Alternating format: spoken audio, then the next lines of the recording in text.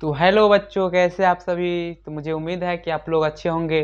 तो बच्चों, आज की वीडियो में हम बात करेंगे क्लास 10th संस्कृत का दूसरा चैप्टर है जो है पाटलिपुत्र वैभवम। ठीक है, इसका कुछ ऑब्जेक्टिव क्वेश्चन हम लेकर आए हैं और सभी लोग देखिए एंड इसको याद कीजिए।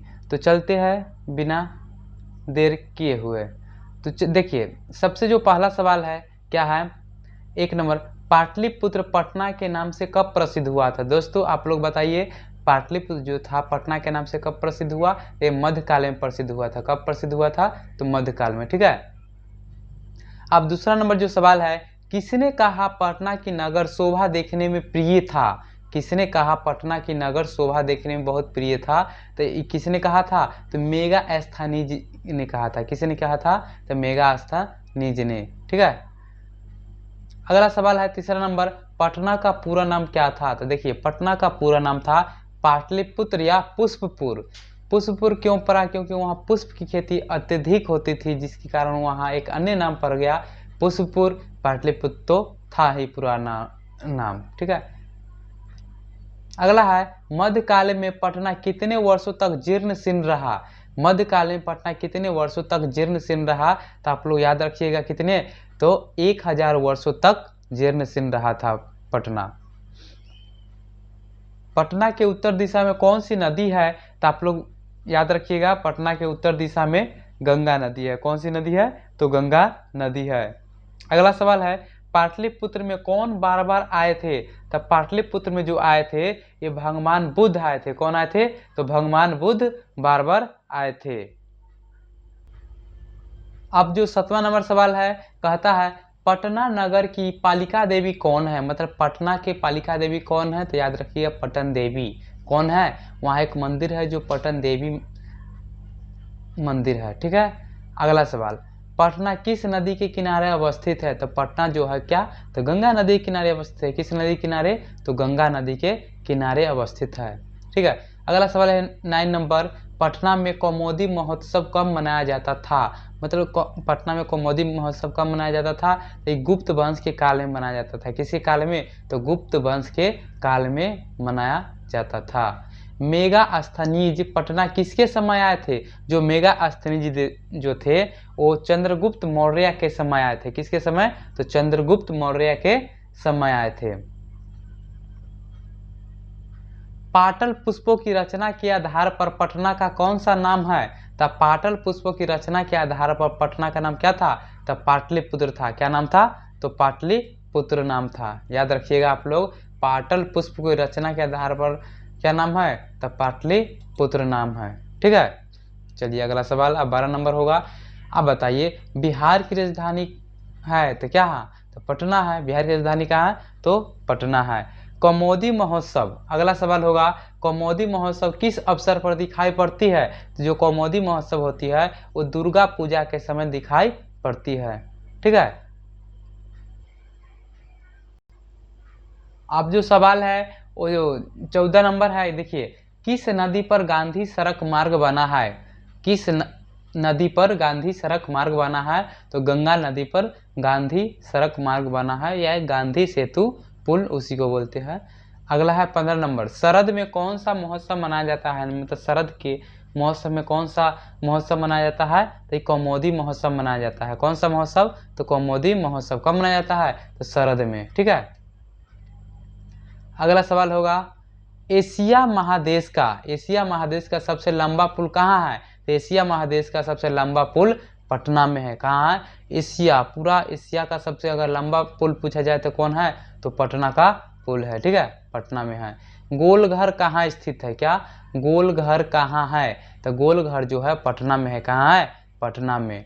गोलघर का निर्माण किसके लिए हुआ था, तो गोलघर का जो निर्माण हुआ था वो अनाज रखने के लिए हुआ था। किसके लिए हुआ था, तो अनाज रखने के लिए हुआ था। 19 नंबर सवाल है, गुरु गोविंद सिंह का जन्म कहाँ हुआ था। जो गुरु गोविंद सिंह थे उनका जन्म कहाँ हुआ था, तब पटना में हुआ था। कहाँ हुआ, तो पटना में हुआ था। मुगल काल में किसका उद्धार हुआ था। मुगल काल में किसका उद्धार हुआ था, बताइए, तो पटना का उद्धार हुआ था। यहाँ कल लिखाया गया है लेकिन यहाँ पढ़िए काल। ठीक है, तो मुगल काल में किसका उद्धार हुआ था? तो पटना का उद्धार हुआ था। गोविंद सिंह संप्रदाय के कौन से गुरु थे? तो सिख संप्रदाय के जो थे वो 10वें गुरु थे। कौन से गुरु थे? तो 10वें गुरु थे। चलिए अब जो सवाल होगा तो देखिए 10वें गुरु थे, मतलब गुरु गोविंद सिंह जो थे वो सिखों के कौन से गुरु थे? तो 10वें गुरु थे। ठीक है, याद रखिएगा आप लोग। अगला है कूटनीतम काव्य के कवि कौन है? तो कूटनीतम काव्य के कवि है दामोदर गुप्त है। कौन है? तो दामोदर गुप्त है। अगला है काव्य मीमांसा के कवि कौन है? तो काव्य मीमांसा का बात हो तो राजशेखर। किसका है रचना? तो राजशेखर। ठीक है। प्राचीन काल में शिक्षा का केंद्र था, तो जो प्राचीन काल में शिक्षा का जो केंद्र था एकमात्र ही संस्था था जो है पाटलिपुत्र था। क्या था? तो पाटलिपुत्र था। किस काल का शासन उत्कर्ष काल माना जाता है? तो किस काल का शासन उत्कर्ष काल माना जाता था? तो अशोक के समय को माना जाता था उत्कर्ष काल। विद्वानों ने पृथ्वी का तिलक किसे कहा? जो विद्वान जो व्यक्ति थे उन्होंने पृथ्वी का तिलक कहा है पाटलिपुत्र को कहा है। किसको कहा है? पाटलिपुत्र को कहा है पृथ्वी का तिलक। अगला होगा इंद्रलोक किस नगर को कहा गया है? मतलब इंद्रलोक किस नगर को कहा गया है? तो पाटलिपुत्र को ही कहा गया है। गौतम बुद्ध के समय पटना का नाम क्या था? तो गौतम बुद्ध के समय पटना का नाम था पाटलीग्राम। क्या था? पाटलीग्राम। गौतम बुद्ध के समय पटना का नाम क्या था? तो पाटलीग्राम था। ठीक है।